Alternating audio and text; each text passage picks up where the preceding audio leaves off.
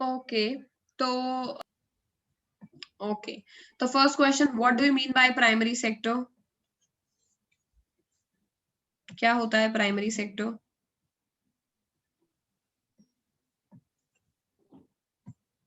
बता रहा है कोई? मैम सिंपल लैंग्वेज में प्राइमरी सेक्टर वो सेक्टर है जो कि वो गुड्स प्रोड्यूस करता है जो डायरेक्ट, करेक्ट, वो गुड्स प्रोड्यूस करता है जो कि डायरेक्टली नेचुरल रिसोर्सेज को एक्सप्लॉइट करके बनाई जाती हैं, जैसे एग्रीकल्चर और माइनिंग। लार्जेस्ट एम्प्लॉयर क्या है, कौन सा सेक्टर है इंडिया में जो सबसे ज्यादा एम्प्लॉयमेंट प्रोवाइड करता है?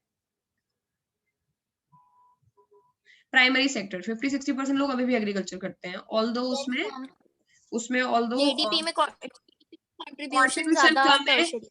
उसमें कंट्रीब्यूशन कम है और डिस्गाइज्ड एम्प्लॉयमेंट भी बहुत ज्यादा है, बट अभी भी लार्जेस्ट एम्प्लॉयर एग्रीकल्चर ही है इंडिया में। प्राइमरी सेक्टर्स को एक और नाम से जाना जाता है, उसका नाम है एग्रीकल्चर एंड रिलेटेड सेक्टर, क्योंकि प्राइमरी एक्टिविटीज में एग्रीकल्चर ही होती है, तो इसीलिए एग्रीकल्चर एंड रिलेटेड सेक्टर्स बोलते हैं। जो माइनिंग उसको रिलेटेड में इन्होंने काउंट कर लिया है, mining fishery. Primary sector agriculture and allied sector क्यों बोला जाता है?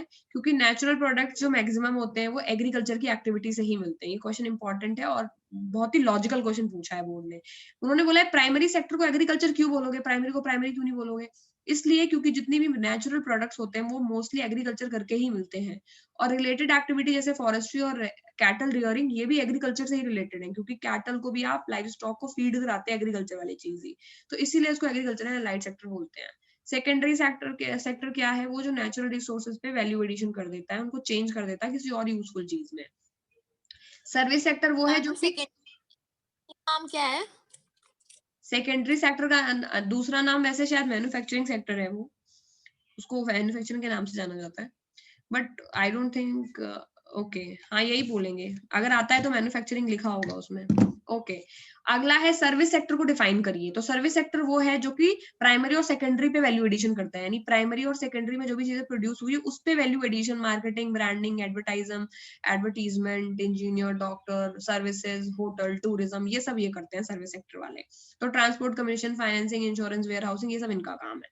फाइनल गुड्स एंड सर्विसेज क्या होती है? फाइनल गुड्स एंड सर्विसेज वो होती हैं जो कि कंजम्पशन के लिए यूज होती है या फिर कहीं और इन्वेस्टमेंट के लिए यूज होती है। मतलब final goods and services are final goods जो कि फाइनली कंज्यूम हो रही है।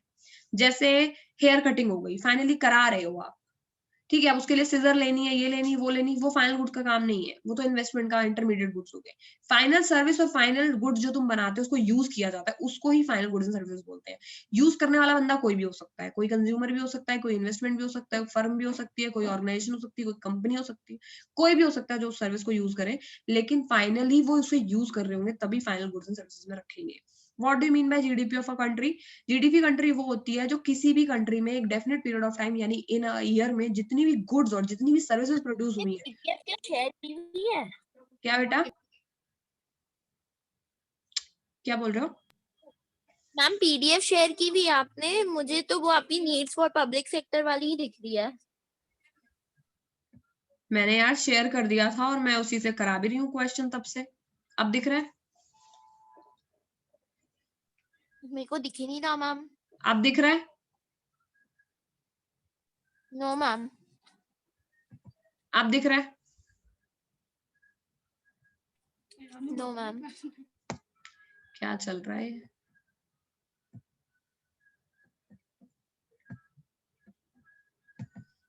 अब दिख रहा है?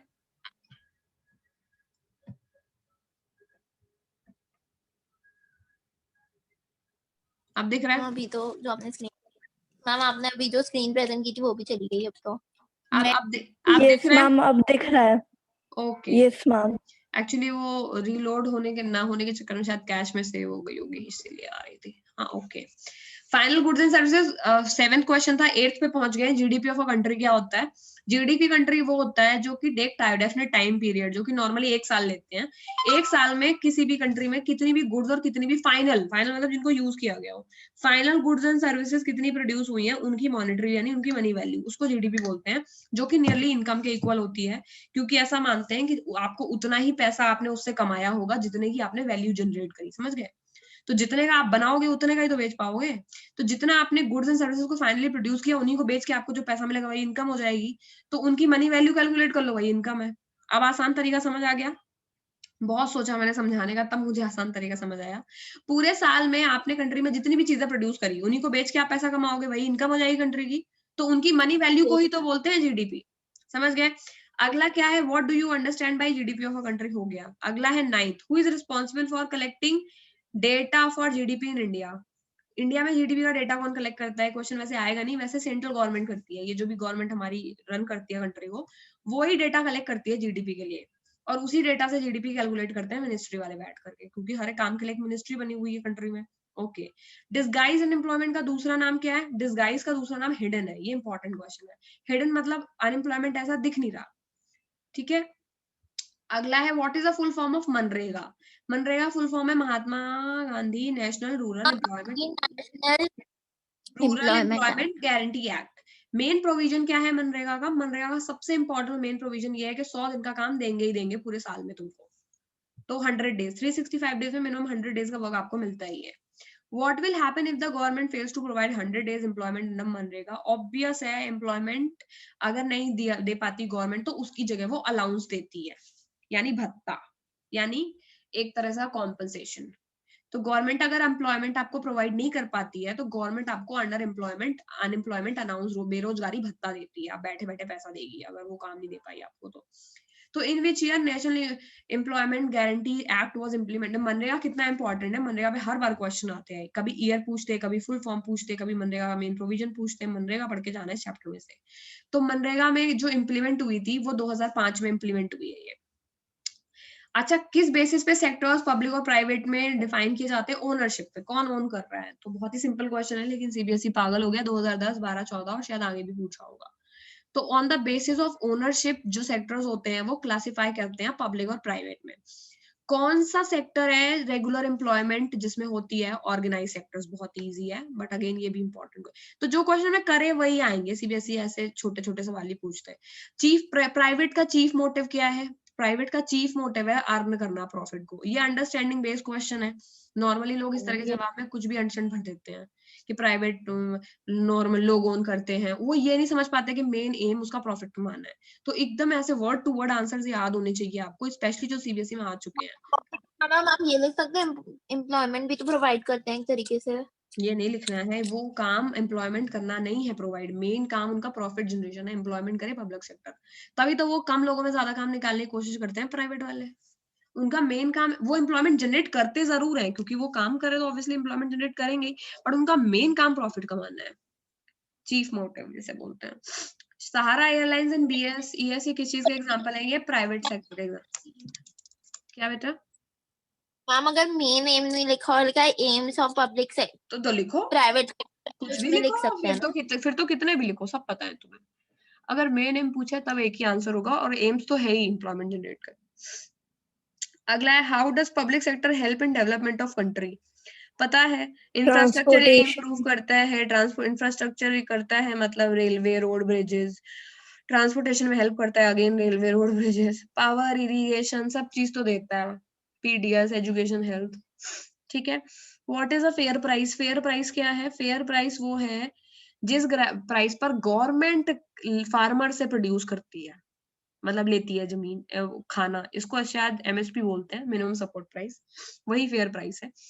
तो गवर्नमेंट उस प्राइस पे बाय कर लेगी किसानों से, और गवर्नमेंट उसको स्टोर कर लेगी और फिर कंज्यूमर को लोअर प्राइस पे बेचती है, जो मैंने एफसीआई का भी एग्जांपल बताया, ताकि गरीब लोग भी इसको अफोर्ड कर सकें। For example normal fair price है आटे का 10 रुपए किलो, गवर्नमेंट 10 रुपए किलो देगी, किसी से भी ले लेगी, अपने स्टॉक में स्टोर कर लेगी, क्योंकि गवर्नमेंट भी तो कंपनी है। तो एफसीआई गवर्नमेंट ओन कंपनी है जो ये काम करती है, फेयर प्राइस पे पैसा ले रख लिया, फिर क्या करेगी, कम दाम पे उनको देगी जो गरीबी रेखा से नीचे, इनका बीपीएल कार्ड है, जो कि कार्ड ये शो करता है कि इस बंदे पे खाने का पैसा नहीं है, इसको ये इतने में अफोर्ड ही नहीं कर सकता खाना, तो उस पर उतना है ही नहीं कि वो 10 रुपए किलो आटा खरीद सके, तो क्या भाई तू 1 रुपए दे दे, ले जाए 1 किलो आटा, इस तरह का होता है।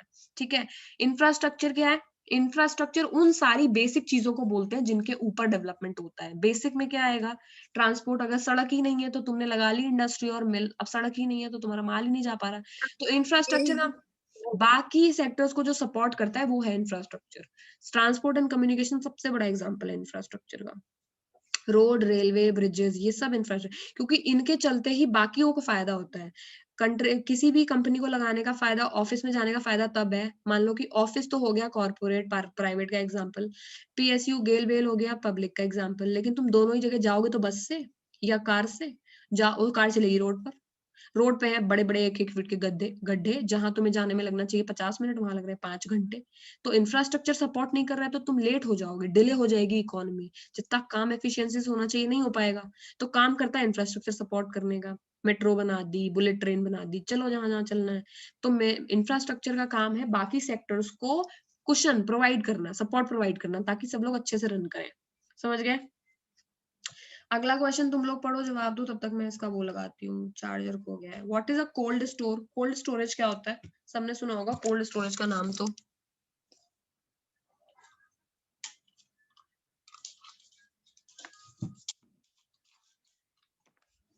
What is cold storage?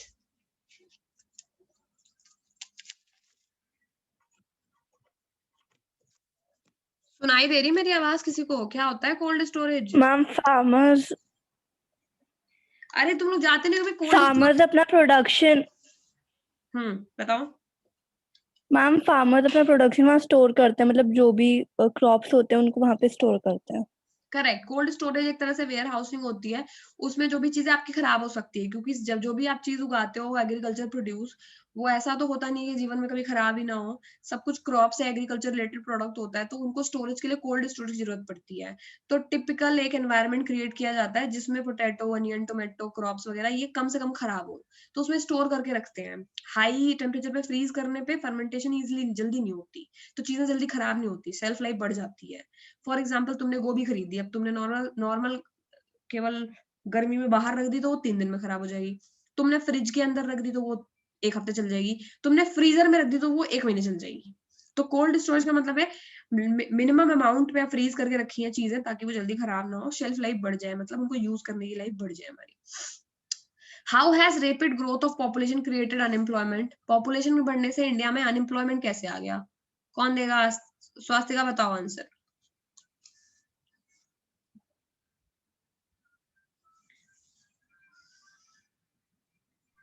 Ma'am question क्या है? पॉपुलेशन के ग्रोथ से इंडिया में अनएम्प्लॉयमेंट कैसे बढ़ गया है? कोई डायरेक्ट रिलेशनशिप है क्या अनएम्प्लॉयमेंट, अंडर एम्प्लॉयमेंट की हाँ पॉपुलेशन मैम, ग्रोथ के साथ? करेक्ट, बताओ। मैम अनएम्प्लॉयमेंट इसलिए बढ़ गया है क्योंकि मैम पॉपुलेशन बढ़ी है पर उसी स्पीड से वो नहीं, मतलब जॉब्स नहीं बढ़ रहे हैं। मैम कंपटीशन हो गया तो है मार्केट में, तो जो सबसे कम वेजेस में काम करेगा उसको ही एम्प्लॉयमेंट मिलेगा। करेक्ट। जिस तरह इन अ वेरी सिंपल वे ये रख दो कि जिस तरह से लोग बढ़ रहे हैं उस तरह से रिसोर्सेज नहीं बढ़ रहे।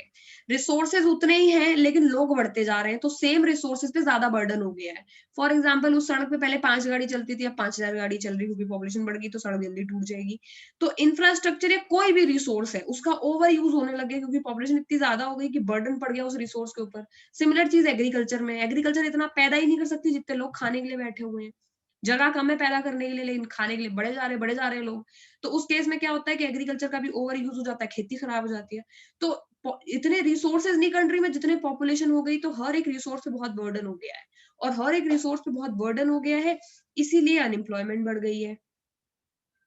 क्योंकि उतने रिसोर्सेज पे काम करने वाले लोग उतने ही हैं, ज्यादा जनरेट कर हो नहीं रहे एम्प्लॉयमेंट। अगर रिसोर्सेज बढ़ेंगे तो एम्प्लॉयमेंट बढ़ेगा, एम्प्लॉयमेंट की जरूरतें बढ़ेगी, लेकिन उस स्पीड से ना तो सेक्टर डेवलप हो रहे हैं, उस स्पीड से ना तो रोड रेलवे बनाई जा रही है, तो कोई भी सेक्टर उस स्पीड से नहीं बढ़ रहा है जिस स्पीड से पॉपुलेशन बढ़ रही है। तो उस केस में हर एक रिसोर्स अपना जितना लेबर को कंज्यूम कर सकता है उतना ही लेबर कंज्यूम कर रहा है, लेकिन खाने वाले लोग और बढ़ते जा रहे हैं, तो गरीबी भी आ रही है और अनएम्प्लॉयमेंट भी उसमें बार बार जनरेट हो रहा है, क्योंकि लोग जितने चाहिए उससे ज्यादा अवेलेबल है। समझ गए? सेम चीज एग्रीकल्चर में भी देखने को मिलती है। एग्रीकल्चर में इतने ज्यादा लोग हो गए, इतने ज्यादा कंट्री हो गए एग्रीकल्चर में, कि अब एग्रीकल्चर में एक तरह का अंडर एम्प्लॉयमेंट या डिस्गाइज्ड अनएम्प्लॉयमेंट हो गया है, कि दिख रहे हैं कि है, सब लोग खेती में लग गए, उस खेती को करने के लिए 4 लोग चाहिए, उस खेती में जमीन भी इतनी है कि 4 लोग ही उस खेती को जोत सकते हैं, लेकिन लगे हुए हैं 20 लोग। तो एक तरह से रिसोर्स में भी उतनी जगह नहीं है कि वो लोगों को कंज्यूम कर सके। जो काम कर रहे हैं वो 10-15 लोग ज्यादा हैं, तो वो अनएम्प्लॉयमेंट है, डिस्गाइज्ड, दिख नहीं रहा बट है। तो रिसोर्सेज बढ़ेंगे, जब इकोनॉमी के सेक्टर बढ़ेंगे तभी पॉपुलेशन बढ़ने का कोई फायदा है। अगर रिसोर्सेज नहीं बढ़ रहे हैं, चीजें नहीं बढ़ रही है और पॉपुलेशन बढ़ते जा रही है, तो वो अनएम्प्लॉय, बची हुई पॉपुलेशन अनएम्प्लॉयड ही रहेगी। समझ गए? अगला है explain the 3 types of unemployment. मैंने सारे टाइप ऑफ अनएम्प्लॉयमेंट क्लास में पढ़ाए थे कि डिसगाइज्ड क्या होता है, सीजनल क्या होता है, स्ट्रक्चरल क्या होता है। ठीक है, तो इसको तुम लोग कर लेना, पढ़ लेना इसको। अगला है एडवर्स इफेक्ट ऑफ अनएम्प्लॉयमेंट क्या है।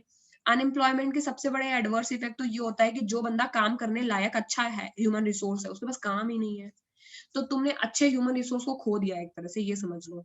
तो लॉस ऑफ वैल्यूएबल ह्यूमन अच्छा काम कर सकता था बट जॉब नहीं है तो नहीं करेगा। तो loss of valuable human resource पहला एग्जांपल है, यानी हमारे पास काम नहीं तो है हम किसी। इसको देख सकते हैं ना कि क्या ma'am asset is becoming a liability. Yes, तो एसेट बिकम बन गया लाइबिलिटी, क्योंकि वैल्यूएबल था वो ह्यूमन रिसोर्स, उससे तुम काम नहीं ले पाए, तो तुम्हारा एसेट था जो तुमको प्रॉफिट अर्न करके दे सकता था, लेकिन तुम्हारे पास उसके लिए काम नहीं था, इसलिए वो बन गया लाइबिलिटी। उसके पास काम नहीं तो वो बैठ के खाएगा, भूखा तो रहेगा नहीं। तो अब एक एसेट लाइबिलिटी में कन्वर्ट हो गया, तो तुम्हें उसके लिए भी पैसा कमाना पड़ेगा। तो वो बहुत बड़ा काम है जो कि एडवर्स इफेक्ट है अनएम्प्लॉयमेंट का, कि ये एसेट को लाइबिलिटी में कन्वर्ट कर देता है या वैल्यूएबल ह्यूमन रिसोर्स का लॉस करा देता है। अगला है लॉस इंक्रीज इन पॉवर्टी। ये तो सबको ही पता है कि अगर अनएम्प्लॉयमेंट रहेगा तो गरीबी तो बढ़ेगी, लोग कमाएंगे नहीं तो पुअर ही तो रहेंगे। सूटेबल एग्जाम्पल सर्विस सेक्टर क्यों ग्रो कर रहा है इंपॉर्टेंस में, हम इसे डिस्कस कर चुके हैं आराम से। अगला है what we mean by enterprise, classify enterprise on the basis of ownership. ये भी कर लोगे, प्राइवेट और पब्लिक एंटरप्राइज कोई भी ऐसी यूनिट होती है जो इकोनॉमिक एक्टिविटी करती है, बिजनेस ऑर्गेनाइजेशन कोई भी कंपनी, उसको बोलते हैं एंटरप्राइज। ऑर्गेनाइज सेक्टर्स क्या है, 4 एडवांटेज ऑर्गेनाइज सेक्टर तो डिटेल में अभी भी डिस्कस किया है, क्या क्या चीजें वर्कर्स को प्रॉफिट रहता है ऑर्गेनाइज सेक्टर में। फिर है जीडीपी का क्या मतलब है, और what precaution should we take in calculating GDP. GDP का आंसर पता है कि ग्रोस डोमेस्टिक प्रोडक्ट होता है जीडीपी, और उसका मतलब होता है जो final value of the goods and of the goods value produced of in a final goods and services, final value नहीं, value of final goods and services, value of final. final goods and services, and we should keep that in mind that we should not take the price of intermediate goods for calculating the GDP and take the price of the final good, and in the final good no further no इसमें further changes should be consumed at the 2-3 चीजें और होती हैं। किसी को free fund में scholarship मिल गई, वो भी जीडीपी में काउंट नहीं होती क्योंकि उसने कमाई नहीं है। किसी को फालतू सब्सिडी दे दी गई, वो भी उसने जनरेट नहीं की ना, क्योंकि जीडीपी का मतलब होता है तो मनी वैल्यू ऑफ क्या क्या। आप जो कह रहे हो वो भी लिख हाँ हाँ, मैम इसलिए तो मैं इसको डिस्क्राइब कर रही हूँ इस क्वेश्चन को पूरा। ओके, तो जो जीडीपी होती है वो होती है value of final goods and services. Final goods and services जो बनाई गई हूँ, अब तुम्हें फालतू में मिल गई है, जैसे स्कॉलरशिप, सब्सिडी, समझ गए, फ्री में छूट तुम्हें मिल गई है, उसको तुमने कहीं बनाया नहीं है, तो वो हटा दी जाएंगी जीडीपी से, क्योंकि वो बनाई नहीं गई है, वो एक्स्ट्रा बाहर के रिसोर्स है, गवर्नमेंट ने अपने पुराने कभी पैसे पड़े थे वो तुम्हें दे दिए स्कॉलरशिप में, तो वो तुमने जनरेट थोड़ी की है, तो वो जीडीपी से हटा दिए जाएंगे। तुम्हें सब्सिडी फालतू में गवर्नमेंट ने दे दी बट तुमने जनरेट नहीं करी ना, उन्होंने अपने ऑलरेडी इनफ अकाउंट से तुम्हें दिया है, तो वो भी जीडीपी से हट जाएगा। उसके अलावा किसी को मान लो जो चीज जनरेट कर दी, उसकी मनी वैल्यू मैंने कंसीडर कर ली। मान लो तुमने टेबल लैम्प बनाया, 200 रुपए उसकी वैल्यू है, मैंने 200 रुपए जीडीपी में लिख दी। अब तुम वो टेबल लैम्प को दोबारा 300 में बेच दो तो रीपरचेज वैल्यू काउंट नहीं होती, क्योंकि एक बार उस वैल्यू फाइनल गुड की चीज ऑलरेडी वैल्यू काउंट हो गई। उस वैल्यू को तुम दोबारा किसी और को बेच रहे हो तो वो तुमने बनाया नहीं है, वैल्यू एडिशन नया नहीं किया है, नया गुड प्रोड्यूस नहीं किया है, सेम गुड को बार बार रीपरचेज करते जा रहे हो, तो उससे ना फालतू बढ़ जाएगा डेटा। तुमने बनाई होगी 200 की चीज, लेकिन 200 की चीज को की पहले तुमने वैल्यू 200 लिखवा दी, फिर रीपरचेज रीसेल करके उसकी वैल्यू 300 लिखा दी, तो तुमने एक टेबल लैम्प की वैल्यू 500 कर दी, बल्कि उसकी एक्चुअल वैल्यू 200 है। इसलिए रीसेल वैल्यू भी कंसिडर नहीं होती। क्यों नहीं कंसिडर होती, सोच के देखो, एक घर है, अब बंदा एक साल में 100 बार उस घर को बेच दे 1-1 करोड़ पे, तो उस घर की वैल्यू फाइनल उस बंदे ने कितनी कर दी, 10 करोड़। अल्टीमेटली हुआ क्या कि उसने अपना जो घर, उसकी 1 ही करोड़ वैल्यू थी, लेकिन उसने इसे बेचा, इसकी जेब से 1 करोड़ चले गए, उसने किसी और को बेचा तो उसके 1 करोड़ उसके पास वापस आ चुके हैं, लेकिन हमने जीडीपी में उसे 10 बार काउंट कर लिया, बल्कि अल्टीमेटली पैसा घूमा और घूम के उसी के पास आ गया। इमेजिन करो कि मैंने मेरे घर को 10 बार बेचा, ठीक है, और मैंने 9 बार बेचा और 10वीं बार खुद ही खरीद लिया, तो अल्टीमेटली क्या हुआ, मेरे से दूसरे ने खरीदा, दूसरे से तीसरे ने खरीदा, तीसरे से 10वें ने खरीदा और 9वें से वापस मैंने खरीद लिया। तो वो घर उसकी वैल्यू 1 ही करोड़, लेकिन वो 10 ट्रांजैक्शन में इन्वॉल्व हो गए तो उसकी वैल्यू जीडीपी में 10 करोड़ आ जाएगी कि 10 घर बिके हैं, जो कि गलत है, क्योंकि जीडीपी का मतलब है कि फाइनल गुड एंड सर्विसेज की वैल्यू 1 बार ही काउंट होनी है। इसीलिए जो रीसेल और परचेज हो वो काउंट नहीं होता। समझ गए? वो सब नहीं मिस मानते। तो इसीलिए कुछ-कुछ चीजें लॉजिकली समझा दी ताकि याद करने में आसानी रहे, बाकी तो रट्टाइफिकेशन है इसमें कि सेकंड हैंड गुड्स के रीसेल परचेज इनकी वैल्यू नहीं लिखी जाती है इसमें। सब्सिडीज स्कॉलरशिप काउंट नहीं होती क्योंकि हम जनरेट नहीं करते। उसके अलावा हम ऑलरेडी बता चुके हैं फाइनल गुड्स ही लेनी है, इंटरमीडिएट गुड्स नहीं लेनी है। ओके, वर्कर अनऑर्गेनाइज सेक्टर में कैसे प्रोटेक्टेड रहते हैं? पता ही है यार, अनऑर्गेनाइज सेक्टर में कैसे प्रोटेक्ट किए जा सकते हैं। गवर्नमेंट को मिनिमम वेज फिक्स कर देने चाहिए। उनका वेज फिक्स कर देना चाहिए और उनका वर्किंग आवर्स जो है वो फिक्स कर देने चाहिए। उनके बाद उनको उनको चीप लोन देना चाहिए, उनको बेसिक फैसिलिटी, एजुकेशन, हेल्थ ये देना चाहिए। उसके बाद फैसिलिटी। हाँ, ओके, आप तो मैम प्राइमरी हम ये भी कर सकते हैं क्या कि हमें ऑर्गेनाइज सेक्टर में ज्यादा जॉब्स क्रिएट करनी चाहिए ताकि अनऑर्गेनाइज से लोग ऑर्गेनाइज में आ जाए। अरे ऑर्गेनाइज में ज्यादा जॉब क्रिएट करने की क्या जरूरत है, अनऑर्गेनाइज को ही ऑर्गेनाइज कर देना चाहिए। कोई लॉ बना दो कि ऑर्गेनाइज सेक्टर ही और ऑर्गेनाइज वाला, मतलब अगर कल को ये लॉ हो जाए कि आप अपने घर में अगर मेड रख रहे हैं मिनिमम आपको 10,000 रुपए देने पड़ेंगे, गवर्नमेंट को ही तो बनाना है ये लॉ, उससे कम में आपकी पुलिस कंप्लेन तो हो मैम जाएगी। बनाती क्यों नहीं? आ? तो मैम गवर्नमेंट बनाती क्यों नहीं? गवर्नमेंट को लगता है, डर लगता है कि कहीं अनऑर्गेनाइज को ऑर्गेनाइज करने के चक्कर में इतना बड़ा उथल पथल ना हो जाए कि लोग घर पे काम करने लग जाए। रिपरकशन है, मेड हायर ही करना लोग बंद कर दे, फिर तो मेड खुद धरने पे बैठ जाएंगे, हमें काम नहीं मिल रहा आपके लॉ की वजह से। इतना आसान नहीं है अनऑर्गेनाइज को ऑर्गेनाइज में कन्वर्ट करना, बट आंसर यही है कि अनऑर्गेनाइज सेक्टर को खुद ही ऑर्गेनाइज किया जा सकता है, या फिर कोई क्वेश्चन प्रोवाइड कर दो जैसे अभी वो कर रहे थे खुद। अगर एम्प्लॉयर नहीं दे सकता नेशनल पेंशन, तुम्हारे घर में मेड 1 साल के लिए काम करेगी, अब तुम उसको लाइफ टाइम पेंशन तो दोगी नहीं, बीइंग एम्प्लॉयर, तुम क्या करोगी? तो मेड के पास ऑप्शन है, गवर्नमेंट दे रही है नेशनल पेंशन, ले लो 136 रुपए में 1 साल में, तो या तो गवर्नमेंट खुद प्रोवाइड करे ऑर्गेनाइज सेक्टर वाली चीजें।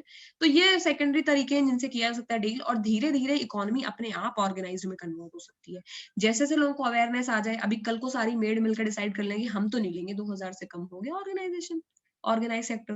धीरे धीरे करके पे स्लिप जनरेट, मतलब बहुत सारी ऐसी चीजें जो ओवर द पीरियड धीमे धीमे होंगी, बट डेवलप्ड इकोनॉमीज में अनऑर्गेनाइज्ड खुद ही धीरे धीरे ऑर्गेनाइज में कन्वर्ट हो जाता है।